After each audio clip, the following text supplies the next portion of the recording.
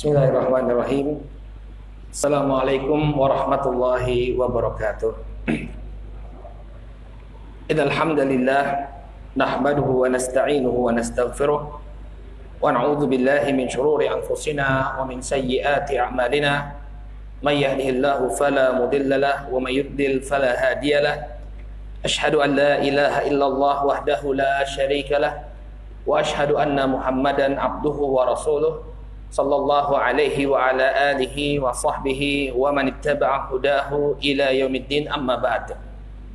Hadirin yang semoga dimuliakan oleh Allah, alhamdulillah, puji dan syukur kita panjatkan kepada Allah atas segala nikmat yang telah Allah Subhanahu wa taala anugerahkan kepada kita semua, sehingga di malam hari ini kembali kita berkumpul di masjid yang kita cintai ini untuk melanjutkan pelajaran kita membahas kitab Al-Kabair, dosa-dosa besar yang ditulis oleh Al-Imam Az-Zahabi rahimahullahu ta'ala.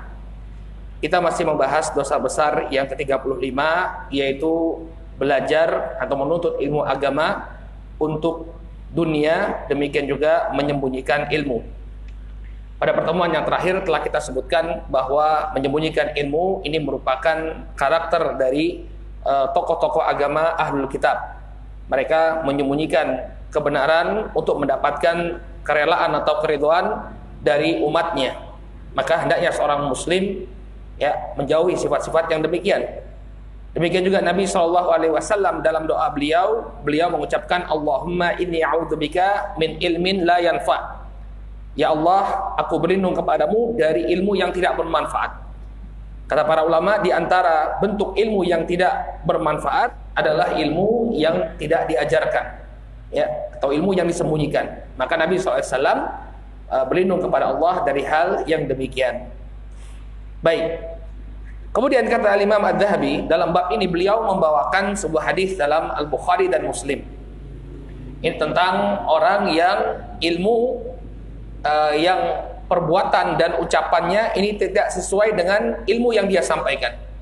Jadi ada kontradiksi antara ilmu yang dia sampaikan dengan amalannya.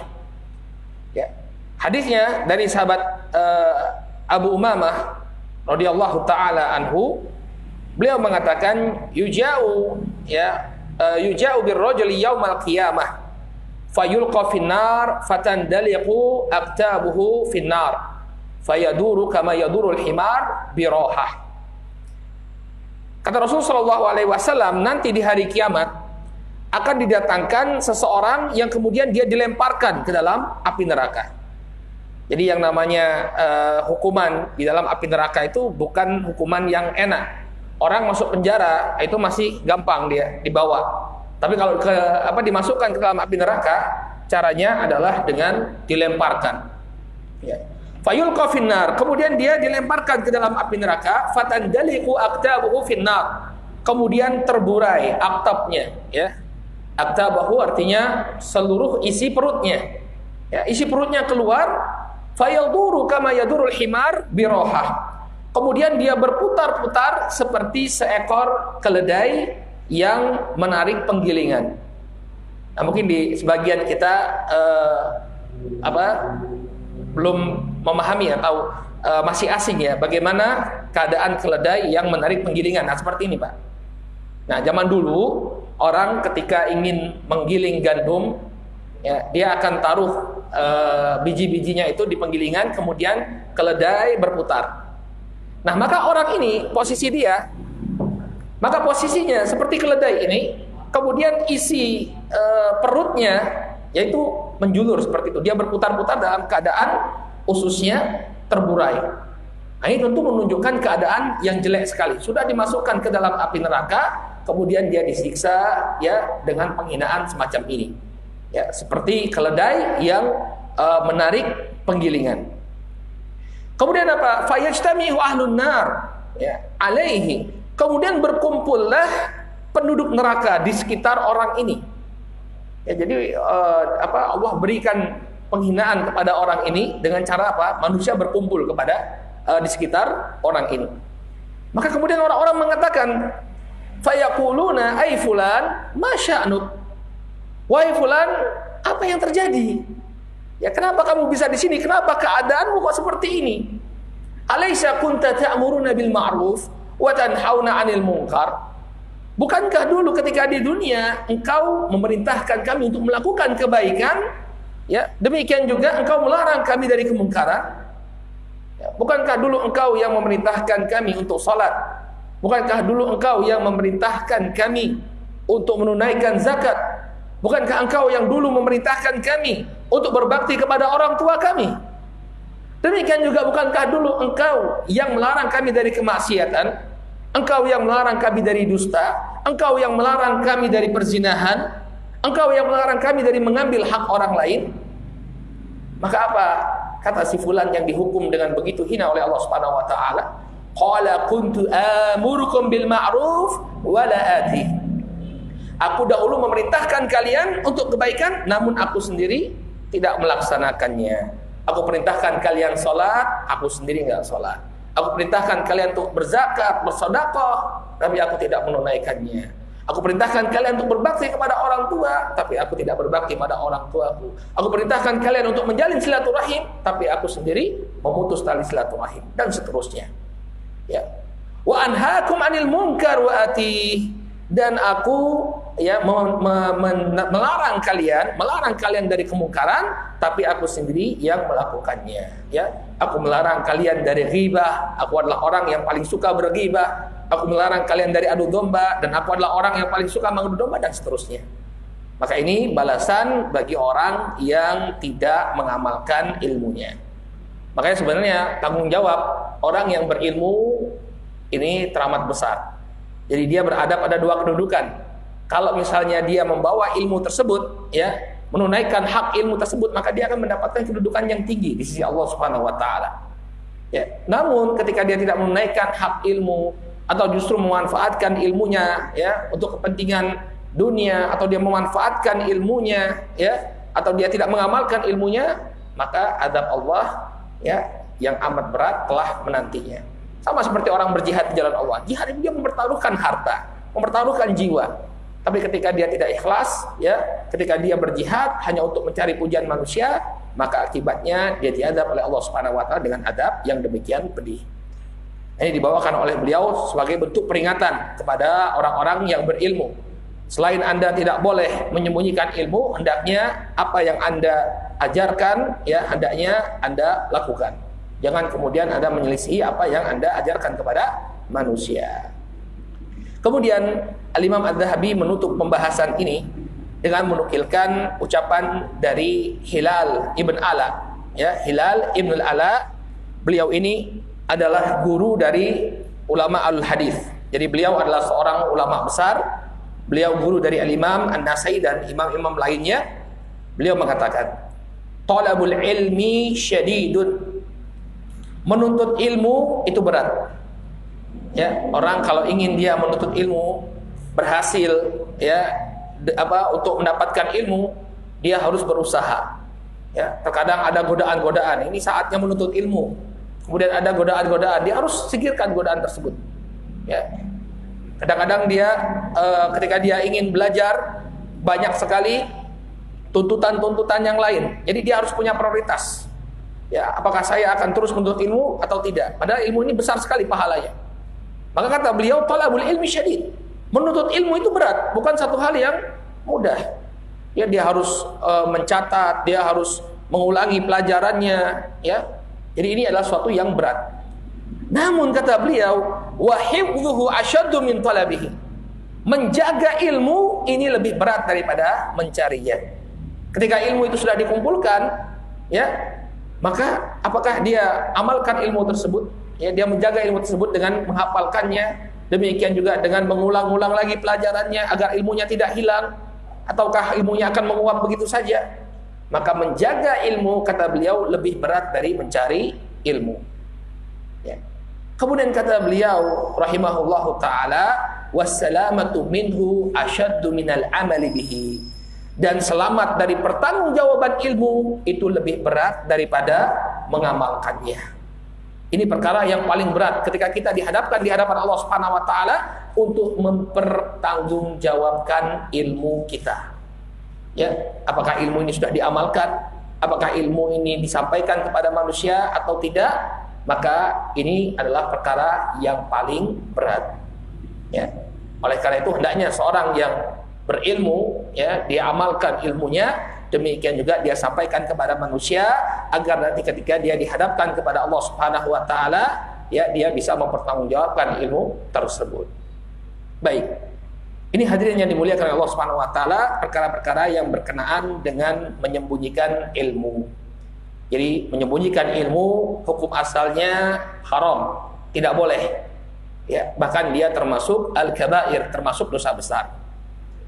Hanya saja barakallahu fikum perlu kita sampaikan bahwa di sana ada beberapa kondisi yang memperbolehkan seseorang untuk menyembunyikan ilmu. Ya, jadi hukum asalnya menyembunyikan ilmu ini haram. Namun kadang kita dihadapkan dengan kondisi-kondisi tertentu sehingga ilmu tersebut disembunyikan. Dan ini kita bisa lihat dari prakteknya Rasul Shallallahu Alaihi Wasallam dan para sahabat ridwanullah alaihim ajmain. Ada kondisi yang menyebabkan mereka tidak menyampaikan suatu ilmu atau mengakhirkannya. Oh, ini belum saatnya. Ada perkara-perkara yang demikian dilakukan oleh Nabi Shallallahu Alaihi Wasallam dan juga para sahabat. Jadi sekali lagi kita tegaskan, hukum asalnya menyembunyikan ilmu tidak boleh, kecuali ada kemaslahatan yang besar. Ya, atau kalau disampaikan ilmu tersebut akan muncul kemudaratan. Ya. Apa contohnya? Banyak sekali. Di antaranya dalam hadis yang diriwayatkan oleh Al-Imam Al-Bukhari dan Muslim dari sahabat Mu'ad bin Jabal radhiyallahu taala anhu. Disebutkan oleh Mu'ad bin Jabal, "Kuntu radifan Nabi sallallahu alaihi wa ala alihi wasallam 'ala al-himar." Suatu ketika saya pernah membonceng Nabi sallallahu alaihi wasallam, ya, di atas seekor keledai. Faqala li, kemudian Nabi SAW mengatakan kepada Mu'ad, "Ya Mu'ad, atadri ma haqqullahi 'alal ibad wa ma haqqul ibadi 'ala Allah?" Wahai Mu'ad, tahukah engkau apa yang menjadi hak Allah atas para hamba dan apa yang menjadi hak hamba atas Allah Subhanahu wa taala? Mu'ad gak tahu jawabannya, maka beliau mengatakan, Allah wa rasuluhu a'lam. Allah dan Rasulnya lah yang lebih mengetahui. Kemudian Nabi SAW mengatakan, Hakul ibadi ala Allah ayya'buduhu wa la yusyriku bihi syai'an. Hak Allah atas para hamba adalah agar mereka beribadah kepada Allah dan tidak menyekutukannya dengan sesuatu apapun. Ini hak Allah. Wa hakul ibadi ala Allah, dan hak hamba atas Allah Subhanahu wa taala, alla yu'adziba man la yusyriku bihi syai'a, bahwa Allah Subhanahu wa taala tidak akan mengazab orang yang tidak menyekutukannya dengan sesuatu apapun. Nah, ini yang perlu kita garis bawahi. Nabi SAW memberikan kabar gembira bahwa kalau kita benar-benar menjaga tauhid kita, maka bisa jadi Allah bebaskan kita dari berbagai macam azab. Allah ampuni dosa kita, Pak. Kalau kita benar-benar menjaga tauhid kita. Ya. Maka kemudian Mu'ad bergembira, ya, ini kabar gembira. Maka beliau bertanya kepada Rasul sallallahu alaihi wasallam, "Ya Rasulullah, afala ubashirun nas?" Wahai Rasulullah, apakah kabar gembira ini perlu saya sampaikan kepada manusia? Ya, ini kan ilmu kan? Ilmu, kalau orang benar-benar menjaga tauhidnya, dia tidak akan diazab oleh Allah Subhanahu wa taala. Tapi apa kata Nabi sallallahu alaihi wasallam? La tubashhirhum fayattakilu. Jangan kau kabarkan kepada manusia, wahai Mu'ad, karena nanti mereka akan bersandarkan kepada hadis ini. Enggak mau lagi beramal. Yang penting enggak syirik. Enggak mau melakukan amalan-amalan saleh. Ya, yang penting dia menjaga tauhidnya. Kemudian dia enggak mau menghindari perbuatan maksiat. Kenapa? Karena dia memahami hadis ini bahwa orang yang menjaga tauhidnya tidak akan diazab oleh Allah Subhanahu wa taala. Jangan kasih kabar gembira. Kenapa? Karena bisa disalah pahami. Ya. Maka Mu'ad bin Jabal tidak menyampaikan hadis ini melainkan ketika beliau akan meninggal dunia. Kenapa? Karena khawatir disalah pahami. Nanti orang-orang enggak mau beramal. Oh, yang penting kita enggak syirik. Kan keliru pemahaman seperti ini. Ya, apakah perintah cuma hanya untuk bertauhid saja? Tidak kan? Ada perintah untuk sholat, perintah untuk zakat, perintah untuk berbakti kepada orang tua, dan seterusnya. Maka karena khawatir disalahpahami, Nabi berpesan kepada Mu'adz, la tubashirhum fayattakilu. Jangan kau sampaikan kepada manusia, nanti mereka akan bersandar kepada hadis ini saja. Kasus lainnya, ya, Nabi SAW, beliau mengetahui bahwa Ka'bah yang ada di masa beliau alaihi salatu wassalam terjadi kekeliruan dalam pembangunannya. Jadi ceritanya itu, hadirin yang dimuliakan oleh Allah, ya, dahulu Ka'bah yang dibuat oleh Nabi Ibrahim alaihissalam dan Nabi Ismail itu besar ukurannya. Kemudian karena pondasi atau karena bangunan Ka'bah ini sudah mulai roboh, maka dihancurkan oleh orang-orang Quraisy.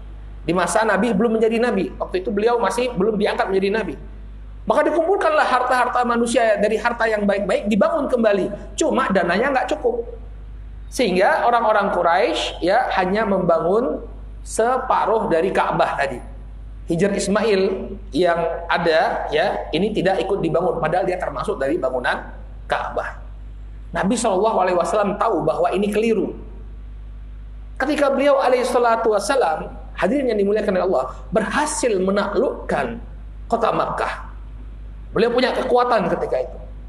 Ya, beliau tetap tidak melakukan hal ini, yakni mengembalikan Ka'bah ke ukuran aslinya. Kenapa?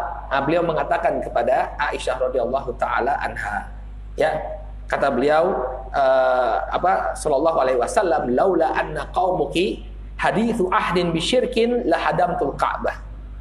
Wahai Aisyah, kalau bukan karena kaummu ini baru saja masuk Islam, saya akan hancurkan Ka'bah, kemudian saya bangun kembali. Kenapa Nabi SAW tidak menyampaikan kepada mereka? Karena mereka baru masuk Islam. Bayangkan bapak-bapak, kalau ada orang baru masuk Islam, yang selama ini mereka mengagungkan Ka'bah, kemudian baru masuk Islam, Nabi SAW datang menguasai kota Mekah, langsung perintahkan para sahabat, hancurkan Ka'bah. Apa yang akan terjadi? Revolusi.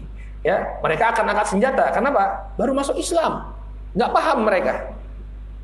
Nah, di sini Nabi SAW tidak mengungkapkan ini kepada orang-orang yang baru masuk Islam. Dan banyak lagi. Ali bin Abi Thalib mengatakan, hadithun nas bima ya'rifun. Ya, berbicaralah kepada manusia sesuai dengan ya, kadar pemikiran mereka. Sesuai dengan kadar pemikiran mereka, apa yang bisa mereka tangkap. Ya, sehingga termasuk hikmah seorang dai, ya. Dia menyampaikan sesuatu yang bisa dicerna oleh manusia. Jangan sampaikan dengan bahasa yang tinggi, yang rumit. Nah, karena orang bisa salah paham. Ya. Jadi dia sampaikan sebagaimana yang bisa dipahami oleh manusia. Apa akibatnya kalau dia menyampaikan sesuatu yang mungkin tidak dipahami oleh manusia, walaupun dia sampaikan itulah kebenaran? Atuhibbuna ayyukadzaballahu wa rasuluh? Apakah engkau ingin agar Allah dan Rasulnya didustakan? Karena orang tidak paham kemudian, nggak benar ini. Padahal yang dia sampaikan adalah kebenaran. Yang dia sampaikan adalah hadis sahih. Tapi orang belum sampai pemikirannya, dia sampaikan begitu saja. Akhirnya orang-orang mendustakan. Nggak benar ini hadis. Nggak benar ini ayat. Ya. Oleh karena itu, ada kondisi di mana seseorang hendaknya dia menyampaikan sesuatu yang memang bisa dipahami oleh manusia. Ya. Nah, ini makanya Al-Imam Al-Bukhari rahimahullahu taala dalam sahihnya beliau membuat satu bab, man khassa bi ilmi qauman duna qaumin karahiyata alla yafhamu. Ya, bab orang yang mengkhususkan suatu ilmu kepada sekelompok orang karena khawatir yang lainnya ya tidak bisa memahami ilmu tersebut. Ya, jadi dia menyembunyikan ilmu karena ada kemaslahatan. Ya. Dan ini kita dapati di masa para sahabat ridwanullah alaihim ajmain. Mereka menyampaikan sebagian hadis kepada sebagian kelompok, tidak menyampaikannya secara luas, terutama ketika itu akan menimbulkan gejolak di tengah-tengah manusia. Jadi yang namanya Islam itu ya, dia sangat menjaga ketentraman, menjaga ketertiban. Jangan sampai karena salah menyampaikan muncul gejolak di tengah-tengah masyarakat. Wallahu taala a'lam. Dengan demikian selesai kita dari pembahasan ya kitmanul ilm. Baik, sebelum kita lanjutkan, ada yang ingin ditanyakan berkenaan dengan dosa besar yang ke-35, yaitu menyembunyikan ilmu? Ada yang ingin ditanyakan? Baik. Tidak ada ya? Oh ya, silakan Pak Pur.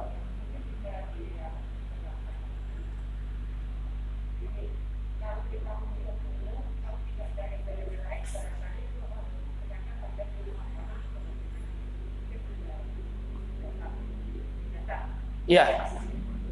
Oh ya. Jadi ilmu, para ulama menjelaskan ilmu kalau disebutkan dalam Al-Qur'an dan hadis ya, maka yang dimaksud dengan ilmu itu adalah ilmu agama. Ya. Kenapa? Karena Nabi SAW ya diutus untuk mengajarkan ilmu agama. Ya. Beliau tidak diutus untuk mengajarkan ilmu pertanian, ilmu teknik, tidak. Ada sebuah kasus, Pak. Ketika Nabi SAW sampai ke kota Madinah, ketika itu beliau SAW melihat orang-orang di kota Madinah itu untuk mendapatkan hasil kurma yang baik, mereka melakukan penyerbukan, silang. Ini dikawinkan dengan ini dikawinkan dengan ini, ya, penyerbukan. Jadi waktu itu sudah ada teknik penyerbukan. Maka Nabi SAW kemudian mengatakan kepada para sahabat, saya memandang bahwa hal yang demikian tidak diperlukan. Tidak perlu yang seperti ini, kata Nabi alaihissalatu wassalam. Kemudian apa yang terjadi? Panennya gagal. Ya, kurma tadi tidak menghasilkan sebagaimana yang diinginkan. Nah, setelah itu Nabi SAW mengatakan sebuah ucapan beliau yang sangat terkenal. Beliau mengatakan, antum a'lamu bi umuri dunyakum.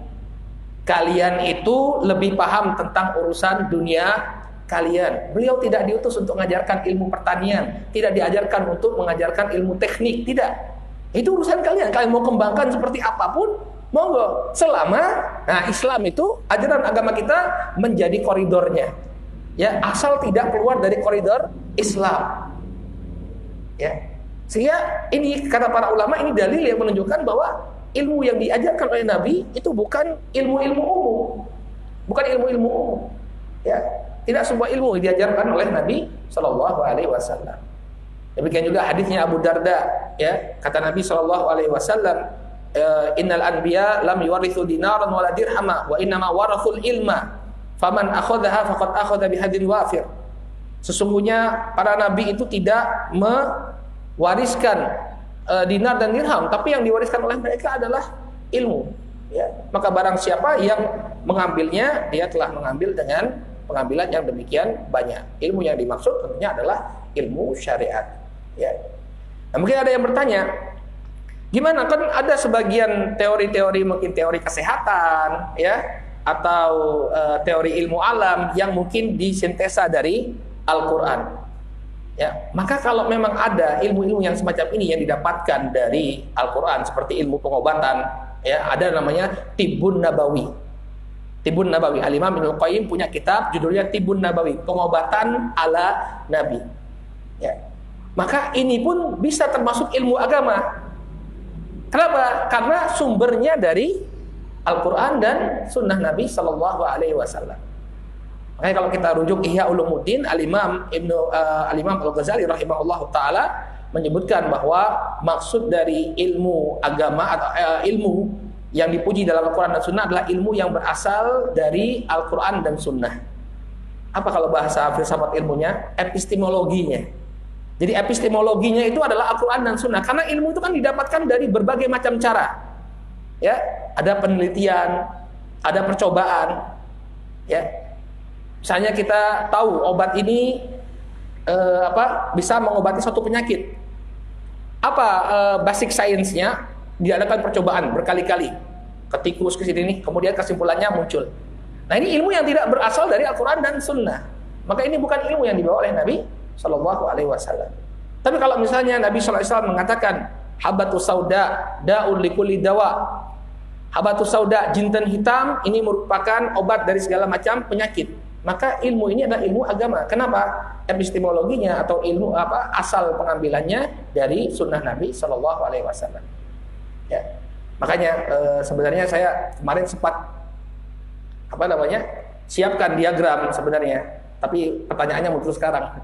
Ya, saya sempat siapkan diagram bagaimana Al-Imam Al-Ghazali rahimahullahu taala melakukan pembagian ilmu.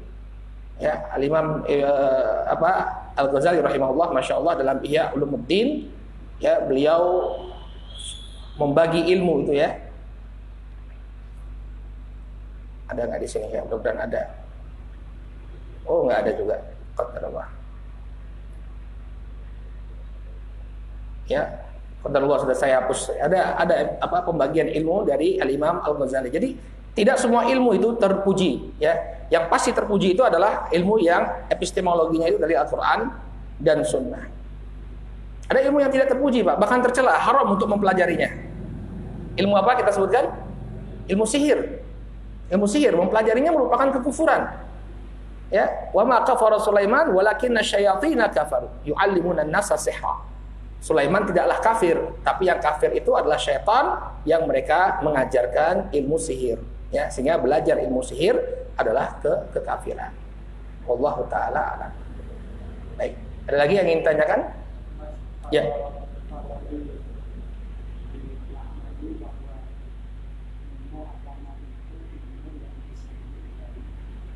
Al-Quran. Ya.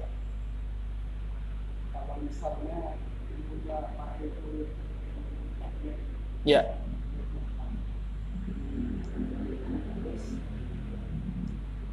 Yang ikuti epistemologinya misalnya diambil dari surat Ar-Rahman, misalnya dia maksudul Insi wal jinni ini stata'tum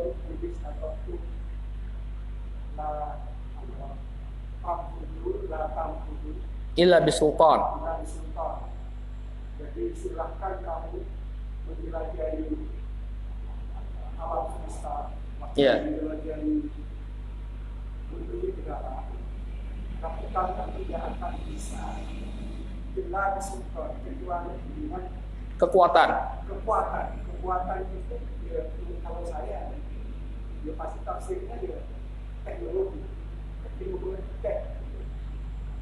kata itu masuk juga ilmu agama gitu ya. Itu yang pertama. Yang kedua, saya khawatir nanti kalau seolah-olah bahwa itu harus epistemologinya bersumber dari Quran dan Sunnah. Saya khawatir nanti bahwa ilmu apapun yang dipelajari oleh manusia tidak bersumber dari Allah. Padahal kita tahu kan bersumber ilmu apa. Iya. Bersumber dari Allah. Termasuk ilmu sihir. Kita tidak tahu kalau ilmu sihir. Tidak tahu. Saya akan membacakan ilmu Allah itu andai kata ditulis. Iya. Itu dan kitanya itu adalah air laut, maka tidak akan cukup. Betul. Nah, biasanya hanya supaya ada penjelasan bahwa ilmu apapun itu pasti bagian dari ilmu Allah. Iya. Kita tidak saksikan bahwa ilmu Allah Subhanahu wa taala tidak terbatas, ya. Nah, seperti tadi mengambil ayat Al-Qur'an untuk basic ilmu teknik misalnya. Itu kan cuma dia menginspirasi saja, tapi kan tidak kemudian dari ilmu tersebut kemudian misalnya kita tahu teori ini, teori itu, teori ini, teori itu. Jadi dia hanya sekedar memotivasi saja.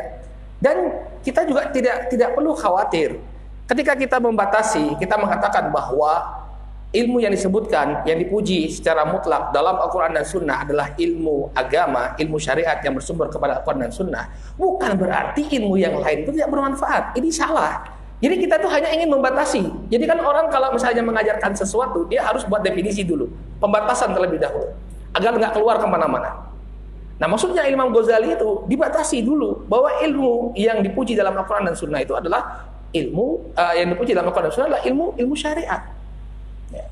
Tapi bukan berarti kita menafikan bahwa ilmu itu bermanfaat. Nabi Shallallahu Alaihi Wasallam mengatakan, khairukum anfa'ukum linnas. Sebaik-baik kalian adalah yang paling besar manfaatnya kepada manusia. Masih ada dalil lain yang menunjukkan bahwa ilmu-ilmu lain juga memiliki keutamaan. Jadi jangan disalahpahami bahwa ketika kita mengatakan bahwa ilmu ini bukan ilmu yang dipuji dalam Al-Quran dan Sunnah, ya, kemudian ilmu yang lainnya menjadi tercela. Tidak. Ya, kita hanya ingin memberikan definisi. Ya, misalnya, nanti karena kalau kita tidak memberikan definisi ini akan terjadi kontradiksi banyak terhadap dalil-dalil Al-Quran. Contohnya, innama yakhshallaha min ibadihil ulama.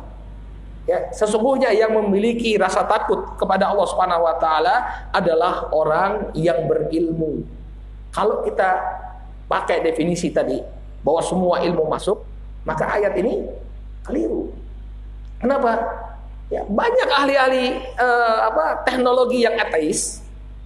Ya, Stephen Hawking itu yang ahli fisika, paling berilmu dia. Ya, ahli fisika teori. Innama yakhshallaha min ibadihil ulama.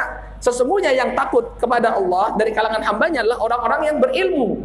Kalau ilmu umum ini dibawa ke sini, lah kok ada yang ateis? Ya enggak? Oleh karena itulah para ulama memberikan definisi, ya. Dan ilmu yang membuat kita takut kepada Allah adalah ilmu Quran dan Sunnah. Ketika kita tahu dalil-dalil bagaimana Allah Subhanahu wa taala menjanjikan kepada orang-orang yang melakukan amal saleh dan ancaman-ancaman kepada orang yang melakukan kemaksiatan, baru kemudian muncul rasa takut kita kepada Allah Subhanahu wa taala. Wallahu taala a'lam. Jadi jangan kemudian disalahpahami bahwa nanti ilmu-ilmu yang lainnya ini jadi terpinggirkan, ya. Tapi enggak, ada dalil-dalil yang lain. Selama ilmu itu memberikan manfaat, maka dia menjadi ilmu yang terpuji. Menjadi ilmu yang terpuji. Baik, wallahu taala. Masih ada waktu, kita lanjutkan dengan dosa besar yang ke-36. Al-Mannan. Al-Mannan ini artinya mengungkit-ungkit pemberian. Ya, ada definisi yang baik yang disebutkan oleh Al-Imam Al-Qurtubi rahimahullahu taala. Apa makna Al-Mannan? Kata beliau, Al-Man dzikrun ni'mah ala makna at-ta'did laha wa taqrib biha. Al-Man, ya, definisinya adalah menyebut pemberian, ya, dengan maksud untuk mengungkit-ungkit atau untuk merendahkan orang yang menerima pemberian tersebut. Jadi dia nyebut, oh saya dulu kan ngasih kamu ini, ya saya dulu ngasih kamu itu, ya, diungkit-ungkit untuk merendahkan orang yang diberi pemberian tersebut. Contohnya kata beliau, mithla an yaqula qad ahsantu ilaik. Saya kan sudah berbuat baik kepadamu. Ya, dia sudah berbuat baik.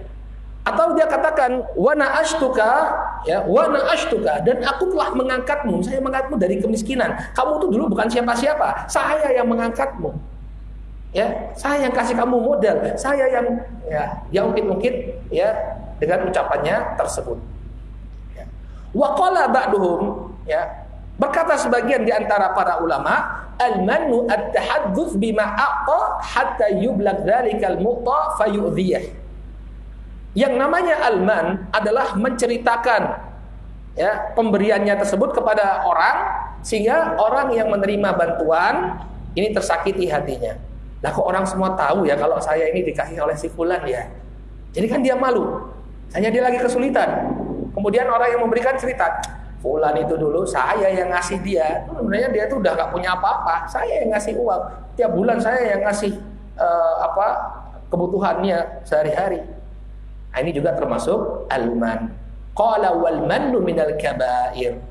Dan mengungkit-ungkit, ya, pemberian ini kata Al-Imam Al-Qurtubi rahimahullah termasuk dosa besar. Ya, sedekah yang sudah kita berikan jangan kemudian kita batalkan dengan kita ungkit-ungkit dan kita jadikan sebab untuk merendahkan manusia.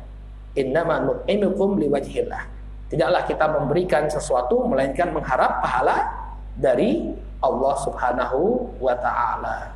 Ya. Walaupun respon orang yang memberikan itu mungkin tidak sesuai dengan harapan kita, tapi jangan diungkit-ungkit. Ya sudah, saya ngasih itu karena Allah Subhanahu wa taala. Lalu beliau bawakan beberapa dalil di dalam bab ini. Qala Allah Ta'ala, Allah Subhanahu wa taala berfirman, la tubtilu sadaqatikum bil manni wal ada. Dalam surat Al-Baqarah ayat ke-264 Allah berfirman, Wahai orang-orang yang beriman, janganlah kalian menghilangkan pahala sedekah kalian dengan menyebut-nyebutnya, ini mengungkit-ungkitnya, wal adza, dan juga dengan menyakiti hati orang yang menerima sedekah kalian. Jadi kalau ngasih sedekah itu ya jangan, kita harus jaga perasaan orang yang menerima sedekah, jangan direndahkan. Setelah dikasih kemudian disebar luaskan, si fulan itu saya yang nolong, si fulan itu demikian dan demikian. Ini merupakan adab yang tercela. Kata Imam Ibnu Katsir rahimahullahu taala ketika menafsirkan ayat ini, kata beliau, fa akhbaru anna shadaqata tabtulu bima yatba'uha minal mani wal adab. Di dalam ayat ini Allah mengkhabarkan bahwa pahala sedekah ini akan hilang, terhapus ketika seseorang yang bersedekah itu mengungkit-ungkit pemberiannya dan juga menyakiti perasaan orang yang diterima. Maka ketika memberikan sedekah ada etikanya. Jangan sampai kemudian kita menyakiti hati sang orang yang menerima. Ya. Ini ya, kamu tak kasih baju. Ya, bajumu itu jelek banget, bajumu kayak gini dijelek-jelekkan. Ini saya kasih biar kamu bisa misalnya bisa keluar rumah dengan pakaian yang pantas. Ya, juga itu memalukan misalnya. Ini kan menyakiti. Kalau mau kasih, kasih aja. Jangan kemudian menyakiti hati orang yang menerima. Ya. Baik. Saya kira jam 7:20 habis waktunya. Qadarullah wasyafa'at. Ya, masih ada beberapa dalil. Insyaallah kita bahas pada pertemuan yang akan datang. Ya, tentang mengungkit-ungkit. Kemudian kita lanjutkan dengan al-mukadzibu bil qadar. Dosa besar yang ke-37 adalah orang yang mendustakan takdir.